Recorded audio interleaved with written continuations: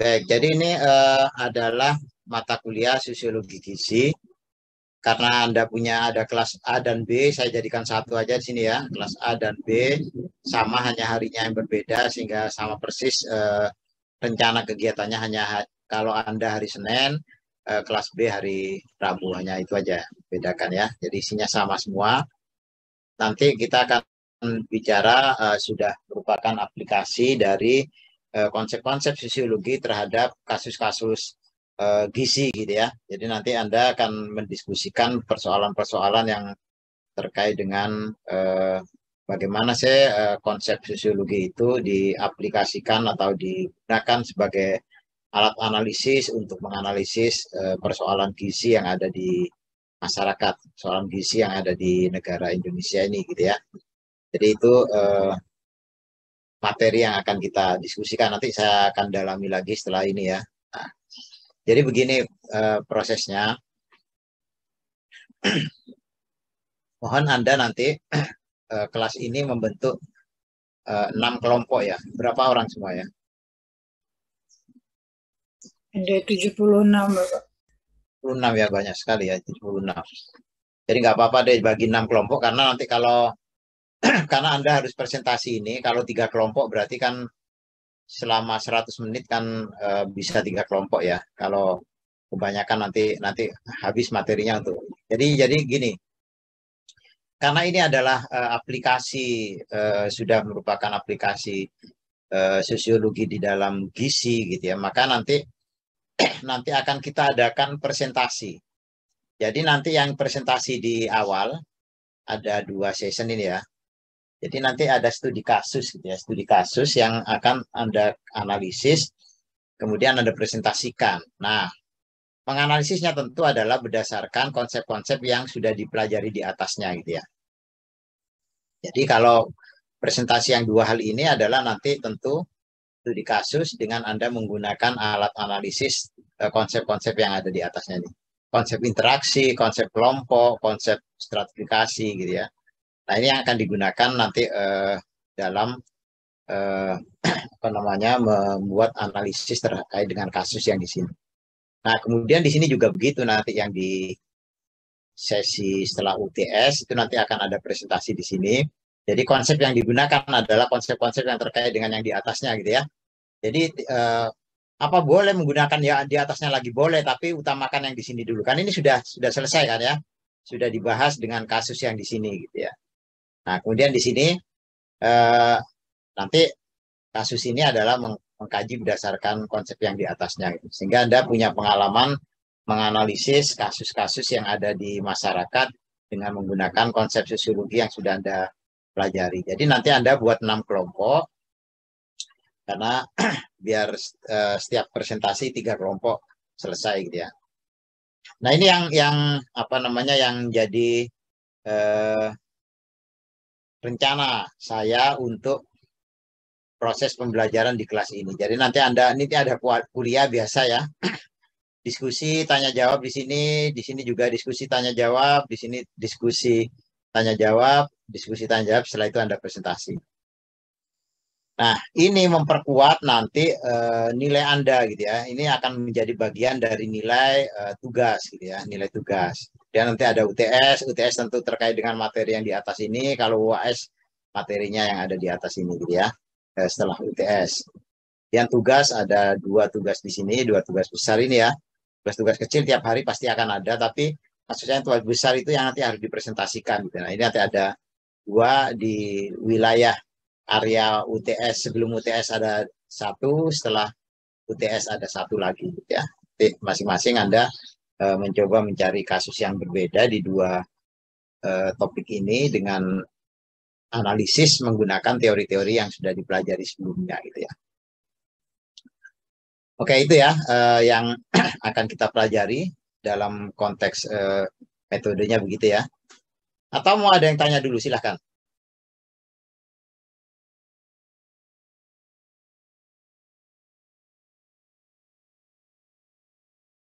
Gak ada? Sudah jelas ya?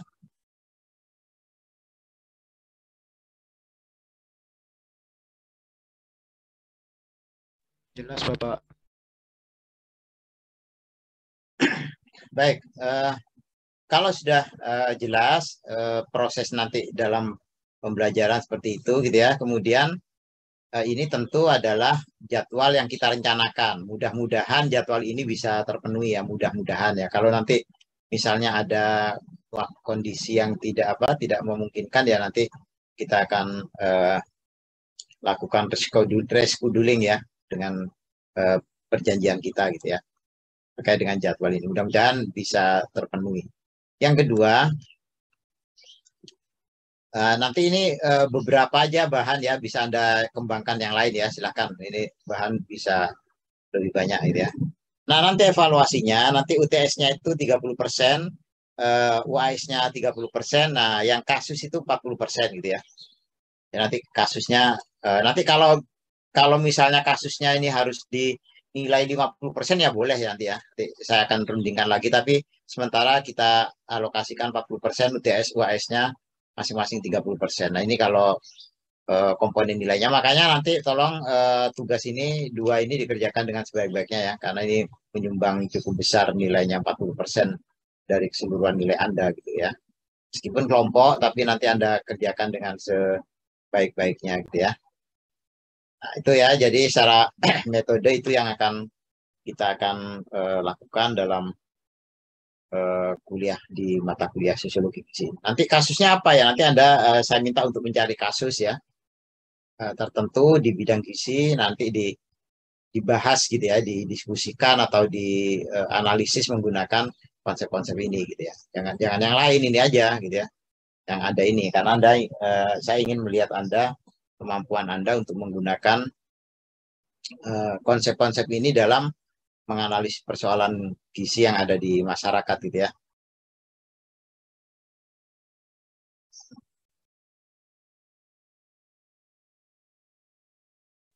Oke, jadi nanti siapa PJ-nya siapa ya? Saya Bapak.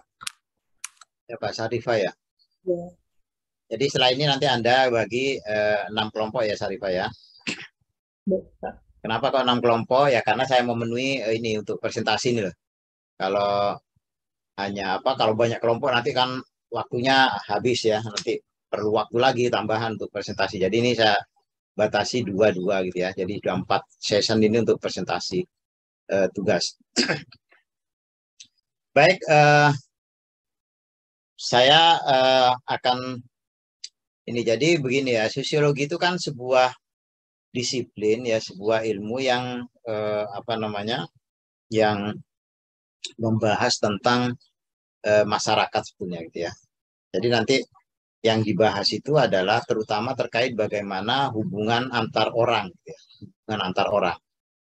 Tentu setiap orang itu punya kecenderungan-kecenderungan ketika dia melakukan sebuah interaksi atau hubungan dengan orang lain gitu ya. Nah, itu yang dibahas di dalam sosiologi gitu ya. Jadi Anda nanti mencoba di sini adalah Anda mengaitkan nanti dengan materi-materi gizi yang sudah Anda pelajari. Jadi nanti kita akan ketika mengaplikasi konsep-konsep ini tentu dalam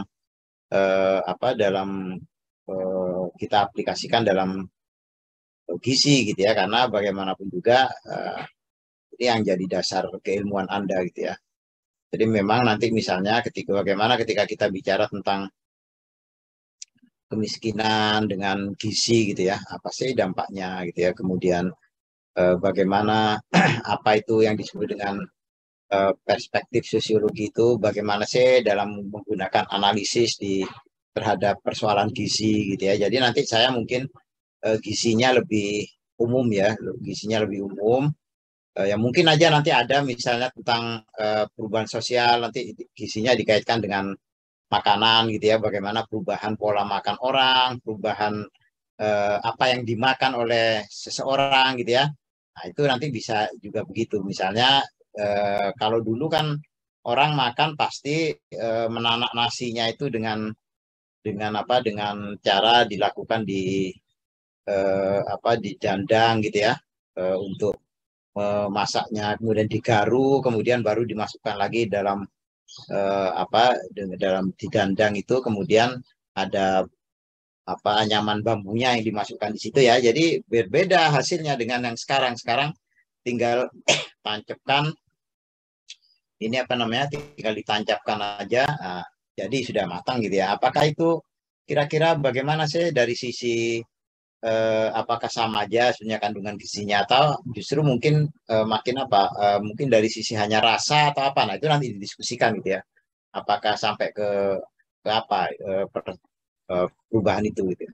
Perubahan pola makan orang, kalau dulu orang dia makan pasti mencari sesuatu yang nyaman gitu, yang enak gitu ya, dan memang tidak bisa cepat-cepat gitu ya.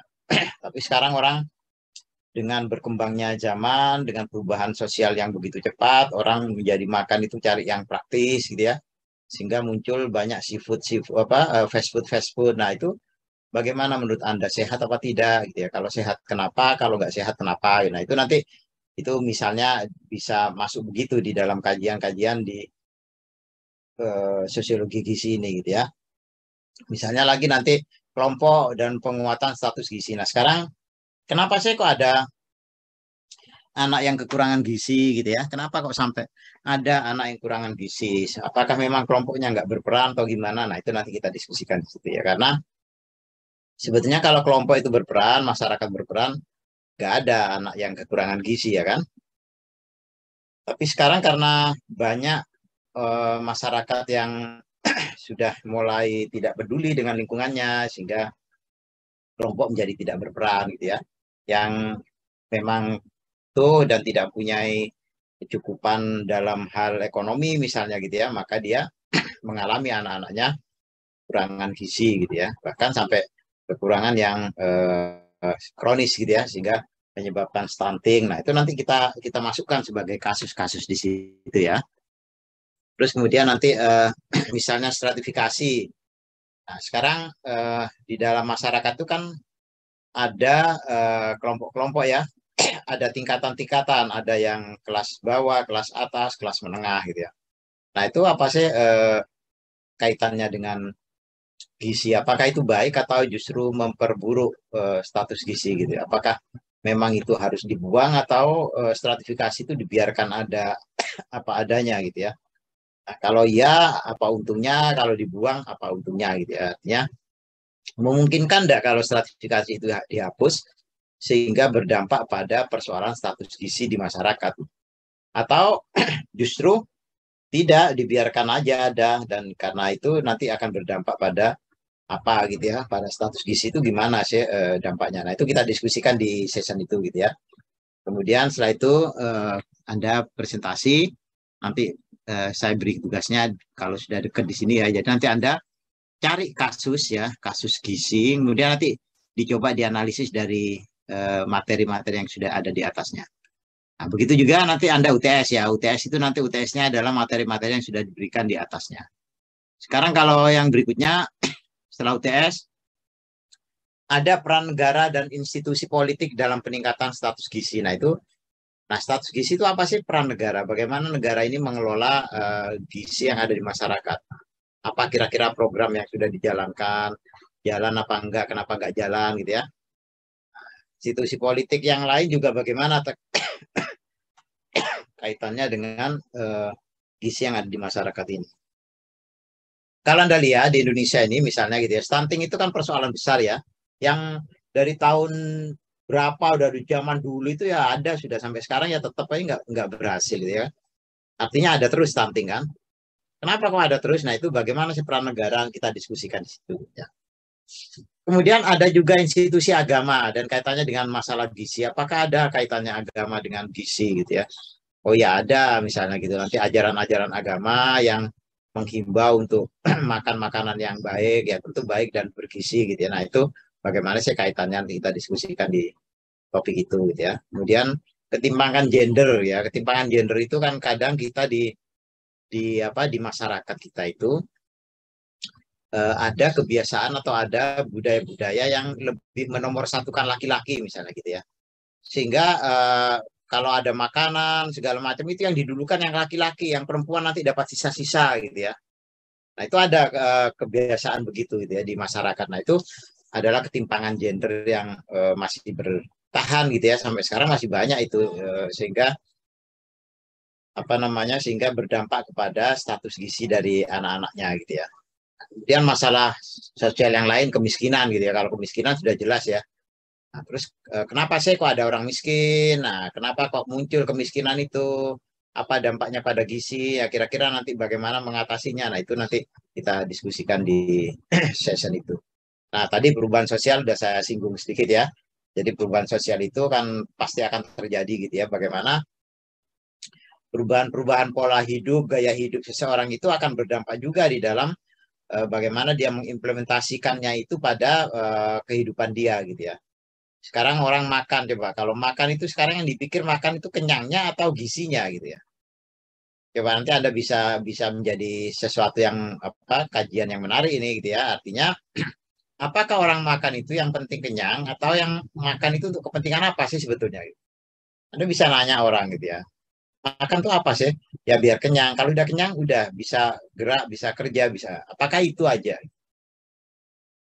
Kalau seperti itu kan ya yang penting dapat energi gitu ya. Padahal makanan itu harus variasi kan gitu ya. Anda akan diajarkan bagaimana variasi di dalam makanan itu ya. Zat gizinya itu harus lengkap, harus ada semua gitu. Nah, apakah sekarang yang kondisi-kondisi yang sekarang itu dengan banyaknya apa namanya banyaknya tempat-tempat makan kuliner yang high kalsium high garam, tinggi garam gitu ya, asin-asin semua, kemudian tinggi apa lemak gitu ya, kadang nggak diperhatikan gitu ya karena orang cari praktisnya apakah. Nah, itu perubahan sosial gitu ya. Nah, sekarang bagaimana kira-kira upaya-upaya kita untuk mencoba untuk mengeliminir itu atau mencoba untuk mengatasi itu. Nah, nanti dengan topik itu kita akan bicarakan konsep-konsep itu lebih luas gitu ya. Memang perubahan itu ada perubahan yang cepat, ada perubahan yang lambat gitu ya. Nah, bagaimana cara agar merubah pola-pola kehidupan orang itu sehingga dari sisi gizi itu menjadi lebih bermanfaat ya. Itu yang akan kita diskusikan, itu yang akan kita bahas dalam satu semester mata kuliah sosiologi gizi ini. Jadi udah ya, tadi sudah semua ya, apa materinya ini, kemudian evaluasinya sudah tahu, nanti prosesnya sudah tahu, kelompoknya sudah akan dibentuk gitu ya. Oke, silakan yang mau tanya.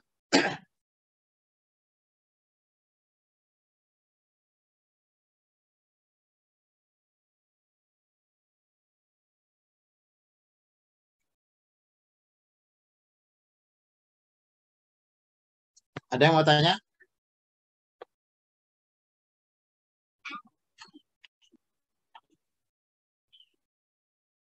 Maaf Pak, izin bertanya.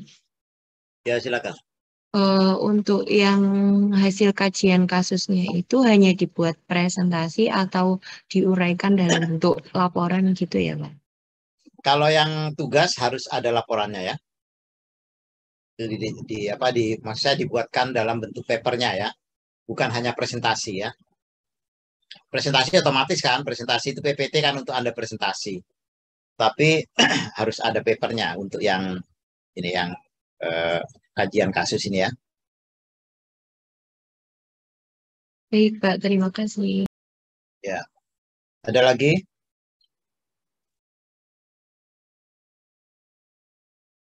Permisi Pak, izin tanya. Ya, silakan. Untuk yang ujian tengah semester Pak, UASC itu tipe soalnya MCQ atau bagaimana ya Pak? Kalau tipe soal nanti ya, belum diputuskan sekarang. Nanti kalau sudah mau ujian aja, nanti kan apakah MCQ atau EC nanti diputuskan nanti aja. Tapi saya kira tidak perlu. Yang penting ada UTS gitu ya. Jadi nanti kalau udah deket-deket aja. Baik Pak, terima kasih. Ya. Atau bisa gabungan juga bisa nanti ya. Nanti kalau udah deket aja. Tapi yang jelas materinya udah tahu ya. Jadi tidak materinya ya setelah sebelum UTS itu. Tapi kalau nanti UAS materinya ya setelah UTS gitu ya. Oke, ada lagi?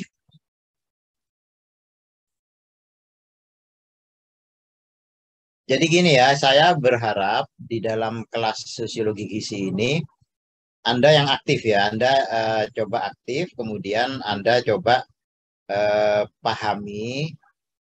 Jadi gini, sebetulnya kalau kuliah itu Anda kan harus apa namanya, harus menyiapkan diri ya. Gak ada kuliah itu yang hanya datang hadir gitu ya. Jadi artinya begini, saya tunjukkan begini, satu SKS itu sebetulnya kegiatannya kalau satu SKS itu berarti ada kegiatan 170 menit ya.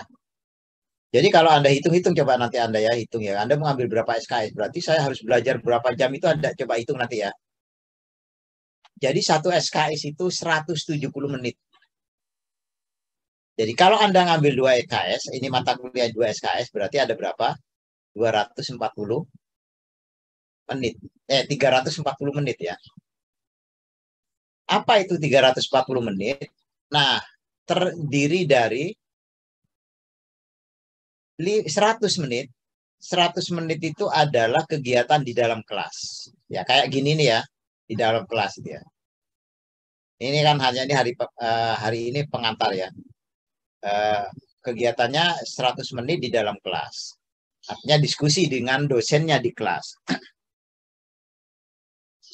Yang 240 menit itu terbagi dua. Yang 120 menit itu artinya Anda harus belajar sesuai dengan perintah dosen. Ya.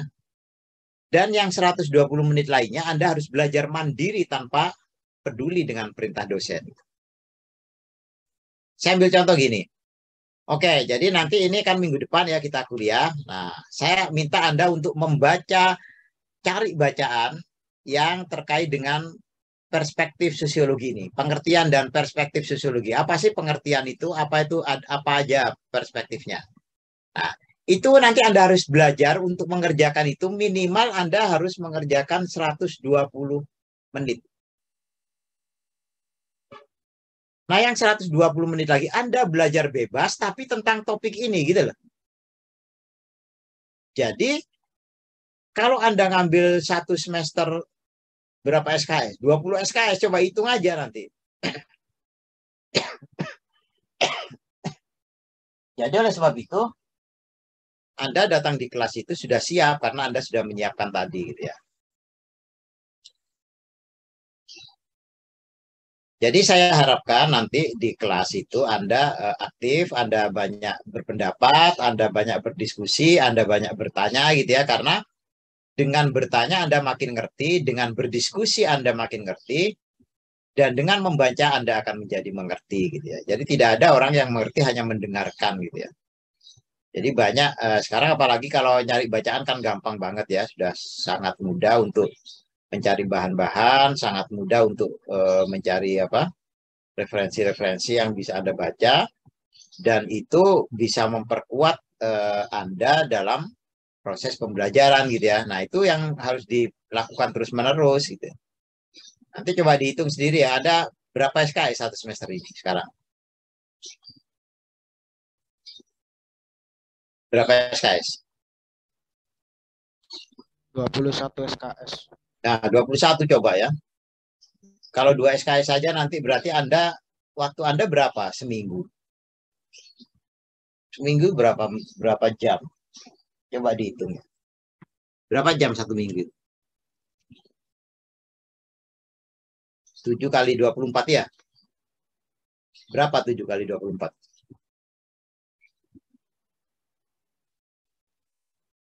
Berapa? 168 jam ya? Coba Anda nanti hitung ya. Jadi kalau Anda ngambil 21 SKS, 21 SKS berarti harus dikalikan berapa?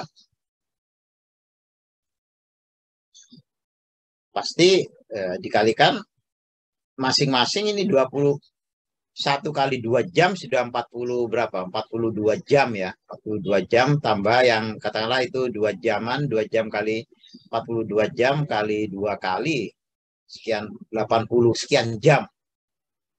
Hampir 90 jam sudah ya. Padahal tadi 160 jam, ada 70 jam. 70 jam bagi 7 berarti masih ada 10 jam lah. Anda tidurnya berapa jam. Jadi nanti dihitung ya, tolong Anda bisa, oh iya memang saya tugasnya belajar. Nah sekarang Anda sudah belajar sebanyak itu apa enggak? Kalau enggak ya berarti Anda belum mengikuti konsep SKS. SKS itu begitu jadi. Memang ada belajar mandiri. Jadi Anda memang harus belajar. Baca mandiri, cari referensi, cari ini tuh ada yang mandiri, ada yang menjalankan perintahnya dosen. Perintahnya dosen itu misalnya, coba baca ya, minggu depan kita akan bicara ini, Anda siapkan. Nah, itu 100 menit, 1 jam. Kalau 2 SKS. 2 jam kalau 2 SKS. Kalau 1 SKS 1 jam. 2 jam ya, 2 SKS. Berarti nanti yang belajar mandiri 2 jam, 4 jam berarti.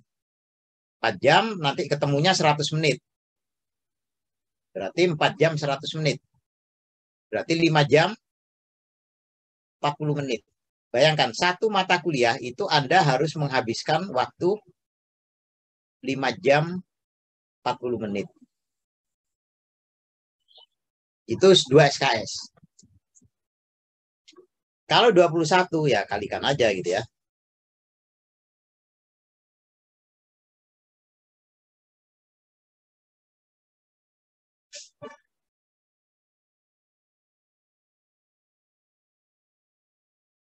Ya tinggal Anda kalikan aja nanti kalau Anda ambil 21 SKS. Itu hitung-hitungannya dalam 1 minggu ya, sekali lagi dalam 1 minggu. Jadi Anda harus belajar sosiologi itu dalam seminggu, itu paling tidak yang di luar kelas itu 4 jam, karena 2 SKS. Kalau ada kuliah lain lagi nanti ya 4 jam juga, minimal itu gitu ya. Jadi kalau ada 10 mata kuliah, berarti Anda harus belajar di dalam seminggu itu 40 jam.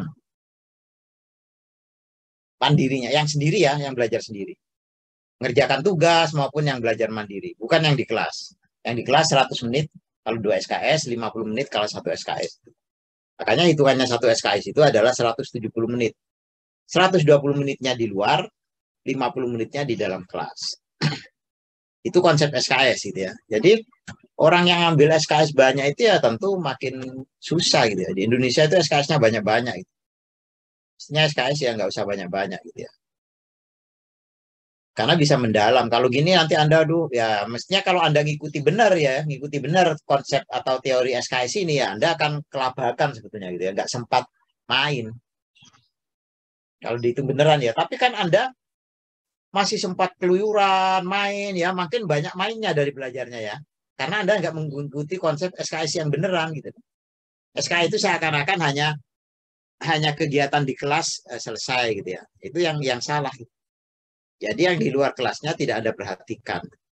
Diganti dengan kegiatan lain-lain. Itu yang keliru gitu ya. Baik gitu ya. Jadi nanti Anda mohon mulai berdisiplin untuk mencoba menata diri Anda sendiri. Karena yang untung bukan orang lain. Kalau Anda menata diri Anda, yang untung tetap Anda sendiri. Yang untung adalah diri Anda sendiri. Yang untung adalah Anda, bukan orang lain. Anda yang akan memperoleh manfaatnya gitu ya. Anda yang akan memperoleh keberhasilan dari apa yang kerja keras yang Anda lakukan. Tidak ada sesuatu yang keberhasilan yang tanpa didasari atau tanpa dilakukan dulu dengan sebuah kerja yang memadai gitu ya. Gak ada Anda leye-leye seenaknya tiba-tiba Anda sukses, itu agak mustahil gitu ya, dan itu tidak akan pernah terjadi. Oleh sebab itu saya berharap dalam kegiatan-kegiatan di kelas itu Anda banyak berpendapat, Anda banyak mendebat, Anda banyak melakukan kritikan-kritikan, Anda banyak menjawab, banyak bertanya gitu ya. Nah, itu sehingga kelasnya menarik dan memang membawa manfaat. Ketika Anda bertanya itu sebetulnya Anda sudah belajar mengajukan sebuah pernyataan gitu ya. Artinya Anda juga berlatih berdialog, Anda berlatih presentasi, Anda berlatih menyampaikan pikiran. Tidak ada orang yang bisa menyampaikan pikiran tanpa dilatih gitu ya. Jadi Anda di dalam kelas-kelas seperti ini adalah sebuah cara, adalah sebuah kemampuan yang harus Anda miliki itu dengan dilatih gitu. Manfaatkan di kelas itu sebagai latihan untuk memperkuat diri Anda. Bukan hanya menerima materi, tapi memperkuat diri Anda pada kemampuan-kemampuan yang lain. Termasuk tadi itu misalnya presentasi, menyampaikan pendapat. Sehingga kalau Anda sudah terlatih menyampaikan pendapat, ketika Anda di luar nanti udah lulus, nah Anda punya kemampuan yang baik dalam berkomunikasi gitu ya. Karena Anda sudah terbiasa menyampaikan pendapat dalam latihan-latihan di kelas seperti ini gitu ya. Jadi mohon itu nanti dijadikan pijakan ya, dijadikan panduan, dijadikan sebuah pegangan. Dan saya berharap tidak ada yang ketinggalan, tidak ada yang terlalu cepat di depan gitu ya. Semua saya harap bisa bersama-sama meraih kesuksesan gitu ya. Saya harapkan Anda semua yang ada di sini bisa sukses bersama-sama gitu ya. Baik, ini saya tutup aja ya kalau sudah selesai ya. Nanti saya kirim aja ke Anda. Sebentar.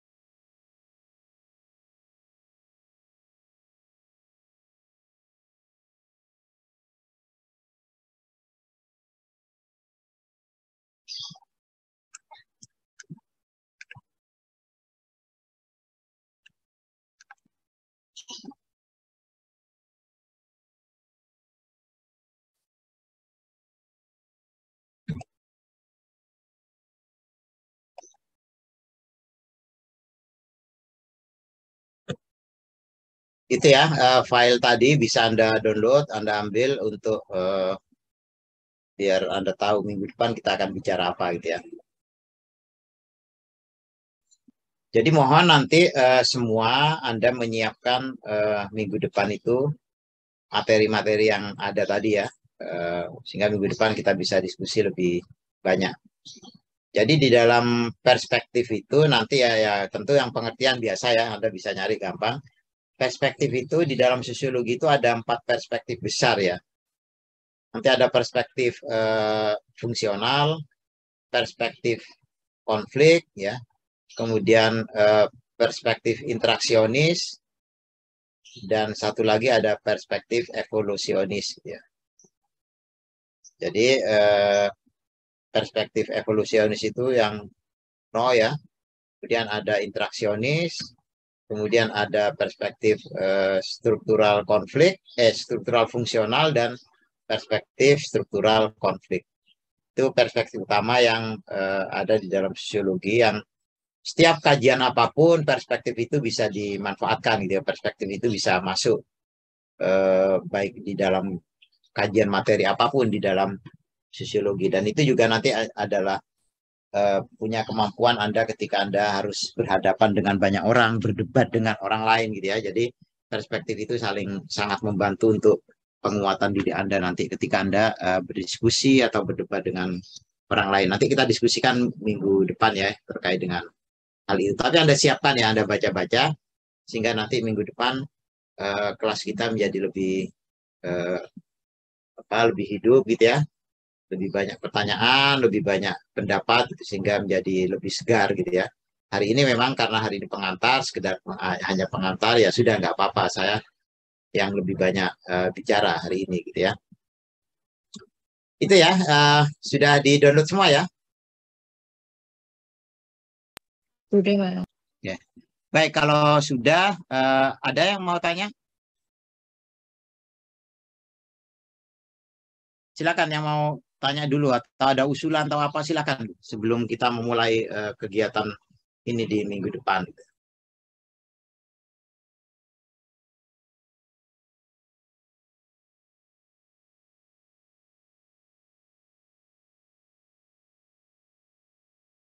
Sudah tidak ada?